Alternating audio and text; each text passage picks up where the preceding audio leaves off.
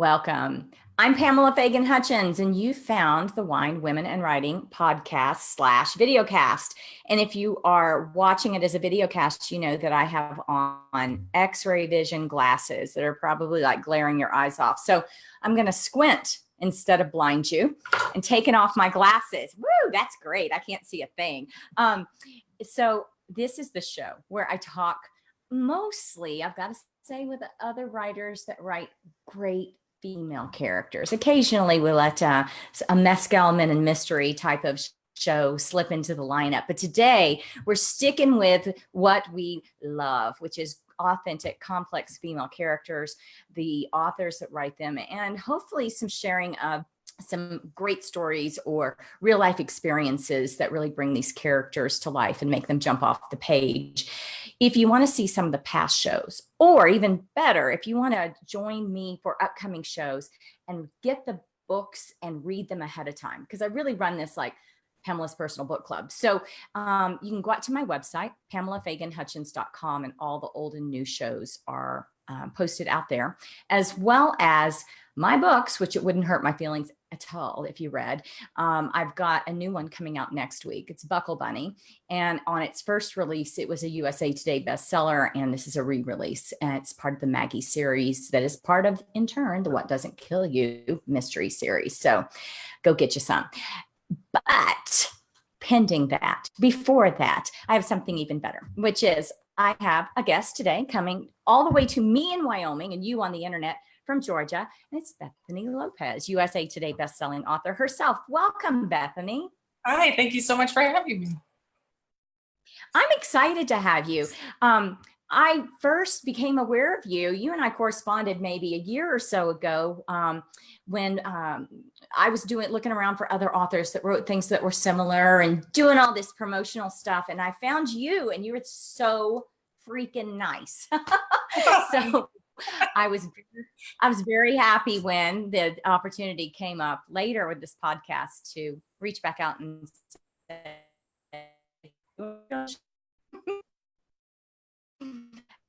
to have you.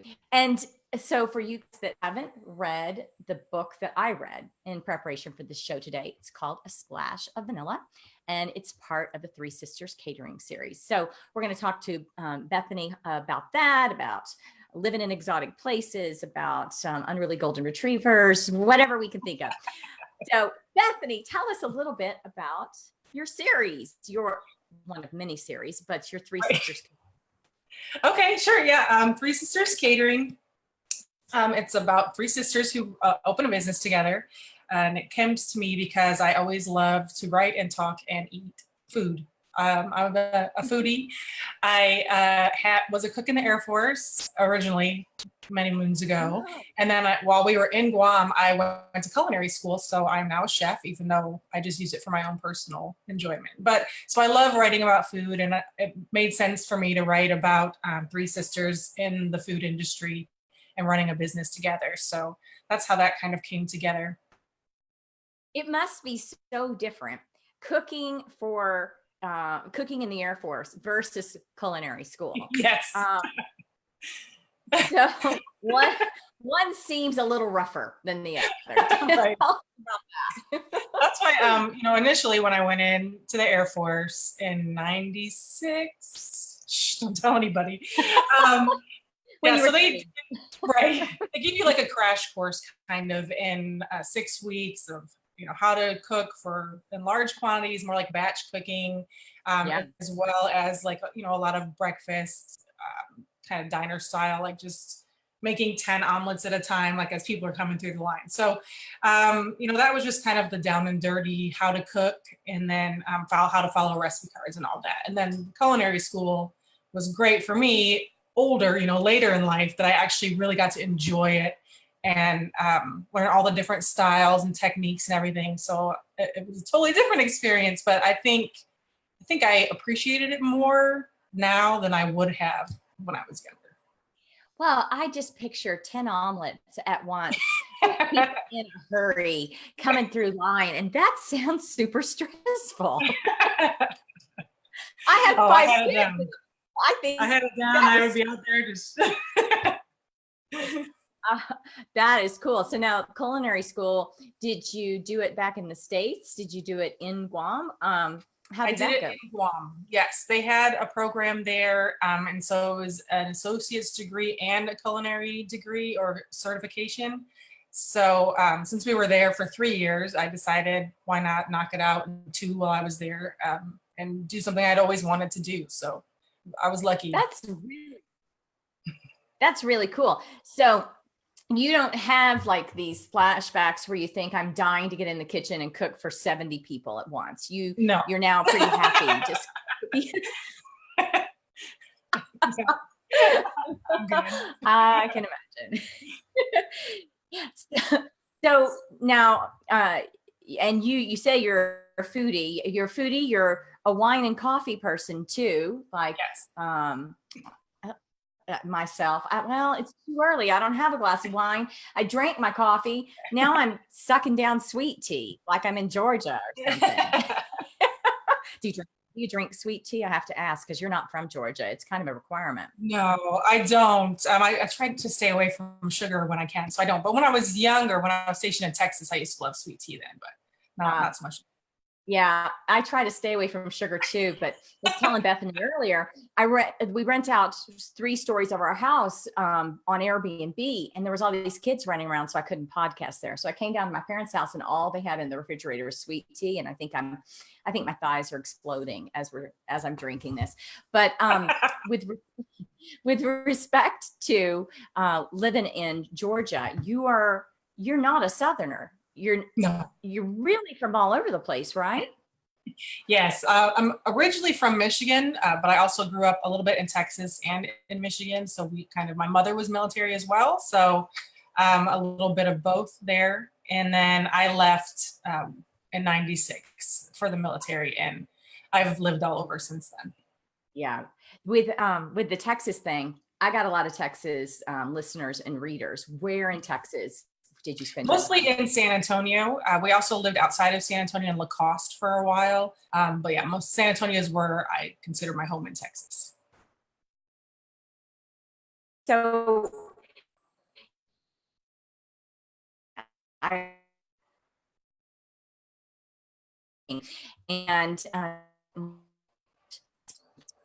this because some exciting news about a spot. I'm sorry, you broke up for a little bit there. I missed the question. Sunspot. And so I interrupted right as we were starting to talk about Three Sisters, and I really want to talk about it and the series in the book because you've got exciting news about a spinoff that's going on. So tell us a bit about A Splash of Vanilla, and we'll work our way through. Okay, A Splash of Vanilla, and here's the pretty cover. I love these covers so much for this whole series. My cover designer really outdid herself there. I love covers too. And if you're on podcast instead of video cast, well, then it sucks to be you because those are really pretty. Go look them up online. Thank you. I loved him.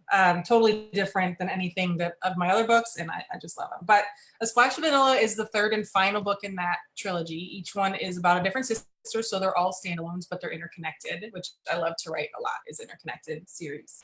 And this one, Drew is the 3rd sister, and she hires a private detective who's been throughout the other books as well, Mick, and he's kind of one of the friends, and she hires him to find their dad who abandoned them when they were little. So that kind of gets them together, and they go on their own little journey. And there is a little bit, I wouldn't say the first one, but the second, third one, there's also a little bit of suspense, which I like to add into my books as well, especially since he's a PI. It kind of fits with his career. So this one's about them, and then also a lot of fun is his mom. And in this, I love writing colorful characters and comedy, and so she's really the comic relief in this book. So yeah, it's a fun one. And I really enjoyed it. First of all, I was telling Bethany that I listened to it on audio, and now after talking to you, I love this coincidence. I was walking on the San Antonio Riverwalk. For most of the time, I listened to A Splash of Vanilla. I was there for a conference. My husband had a conference, and so I just went out on the Riverwalk, and I would walk and listen to your book. And so it was, now that I know that that's one of the places you consider home. That's super cool.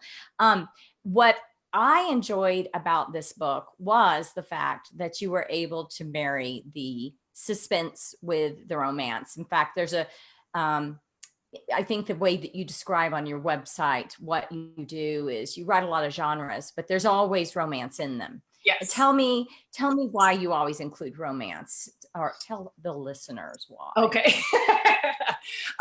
Gosh, because, love is the whole reason we're here. I think it's kind of the best, whether it's in a song or it's in a movie or a TV show or a book, that's always that underlying element that kind of brings you in and ties you into the story. Because everybody wants to be in love, or everybody remembers that feeling of falling in love, and there's just nothing like it.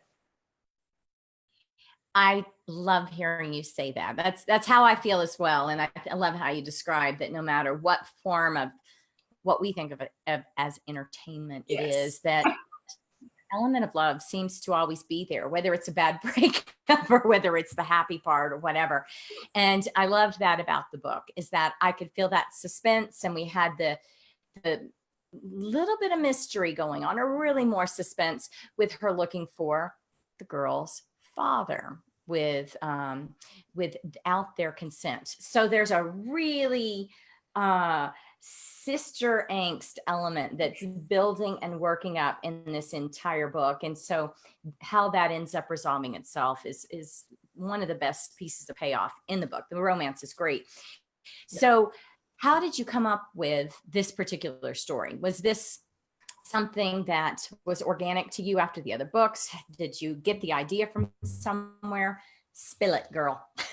Yes, I think they all kind of happen organic. I guess while I'm writing one, then you start piecing in and you think, oh, he's actually a good guy for her. And so you start kind of spinning that in the back while you're writing the other one.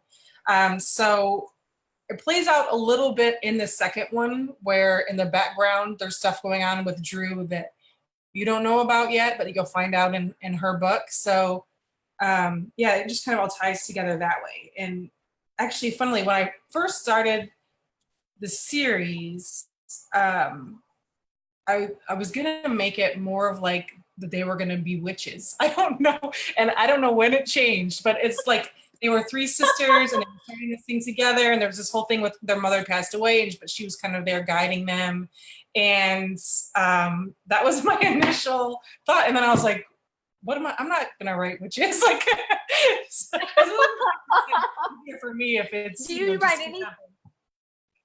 write any paranormal? I do have a pen name, and that's more like Shifters. So that's DJ Bryce is the pen name, and so I've done Shifter series under that. And then one of my earlier books, a upper YA book, is more of like a fantasy about a fairy godmother, and that had a lot of world building, and that took me I think that's the book that it took me the longest to write, because it was way out of my comfort zone, and there was a lot of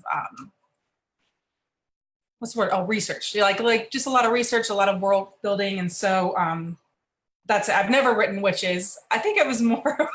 Like, I love Nora Roberts, and sometimes when she has those magical elements in there, and that had this feeling to me, but I ended up just making it contemporary instead. I'm trying to picture it now, like the Witches of East, catering. Right. That would be kind of fun. They could do some crazy things to people with food witchery. Yes, and the food.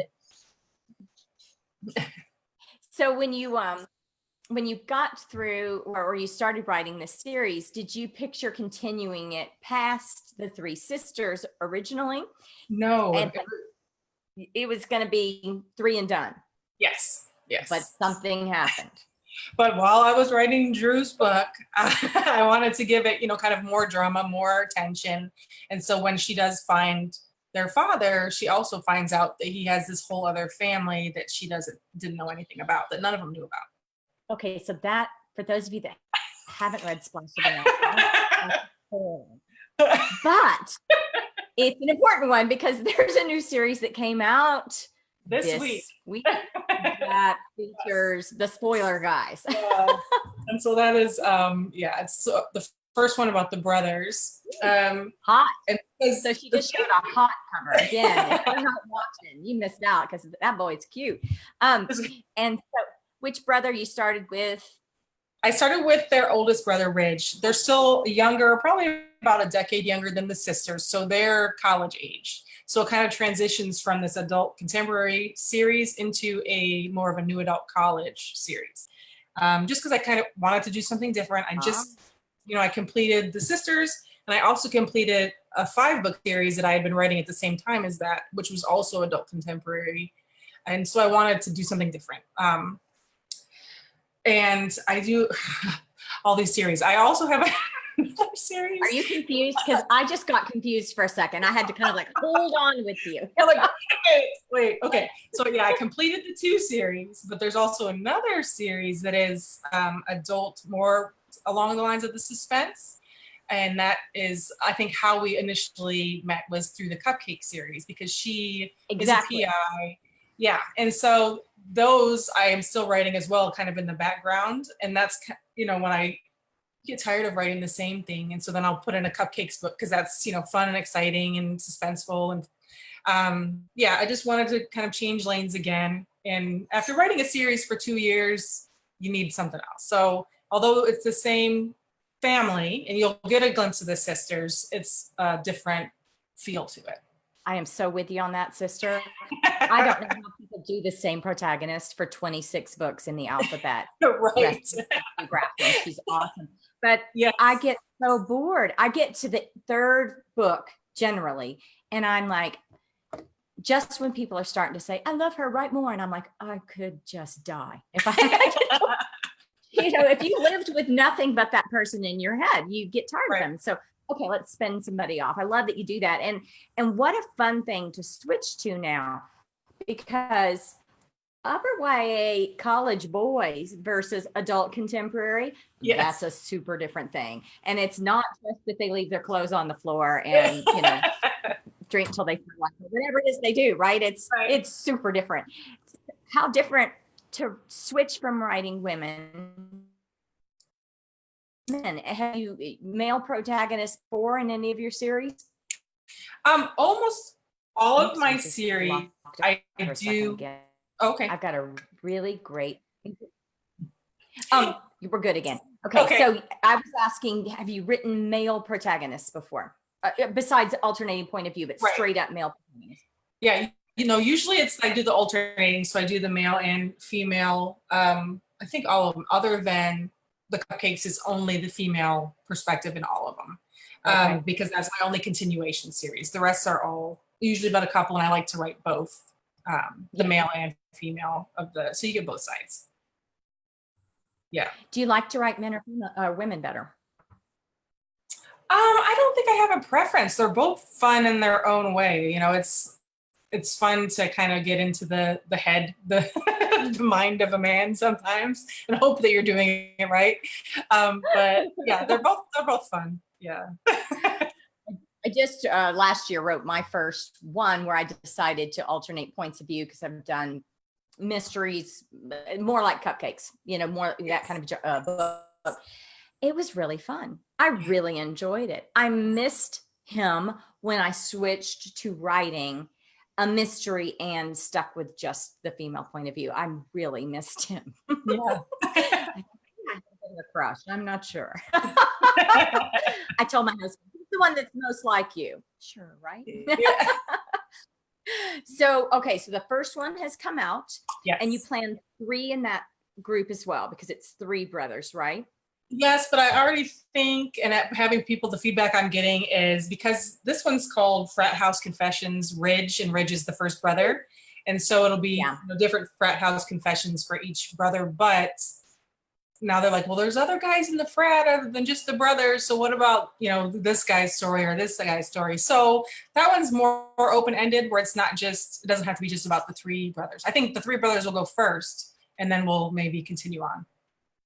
Is it a sexier series? Because I found the book Splash of Vanilla, it was plenty sexy, but is this as an older YA or maybe a new adult, age? Is it a sexier series than the Three Sisters? I think it's about the same. I feel like my steam or sexy level is the same in all of them. I don't know if any of them are racier than the others. I feel like it's just whatever goes with the story. Like, yeah, if it fits, it fits. But I think it's So about the same. Your Yeah. readers are really liking the idea of getting back and thinking about that happy time in their life in their late teens, early 20s, and who the guys are with and what they're doing. And is it suspense, or is it, how would you classify it genre wise? No. It's not suspense. It's more just kind of a romantic comedy. Yeah. It's Yeah. like the first one is more kind of like a She's All That. Do you remember that movie? Like where they're doing the makeover and the fake relationship. And so that's kind of what that is, that feel. So no suspense in these yet, but comedy. So that's, yes. I like that. I'm looking forward to it. Now, do you have, what's coming up next? What's your next release going to be? And what are you working on now? Because it sounds like you've got 6 or 7 going on at once. I know. Well, I did start the second one, which will be about Wes, which is the second oldest brother. And then I have a PNR coming under my pen name, will be coming in the fall. And I want to write another cupcakes book just because I looked and I was like, oh my gosh, it's already been over a year almost since the last one. I need to get back in and be able to hang out with my girls again and kind of have the fun storytelling and do another one of those. So yeah. So if people are wanting to go out and get more information about all things Bethany and all of these series and her various pen names, the best place to go is? Probably my website is BethanyLopezAuthor.com. That will have everything, in one spot. Of course, Amazon and BookBub, but those are broken up from Bethany Lopez or DJ Bryce. But yeah. Cool. And so now that you're in Georgia, I just, you've got more change coming up. I think you were telling me that your husband is about to celebrate retirement. Yes. Yes. Yeah. I retired back in 2014 and now he is retiring this year. So, he's home from Guam. We came ahead of him. So he finally got here last month. And so he's just now kind of enjoying a little bit of relaxation time and hanging out and getting to know the area and everything. And he said he still feels like he's on vacation. I actually retired, but it's pretty You said he was telling me earlier, guys, that he's getting so close that he's growing his facial hair, which is a big deal. Yes. Yes. After 26 years of having to shave every day, he's like, nope.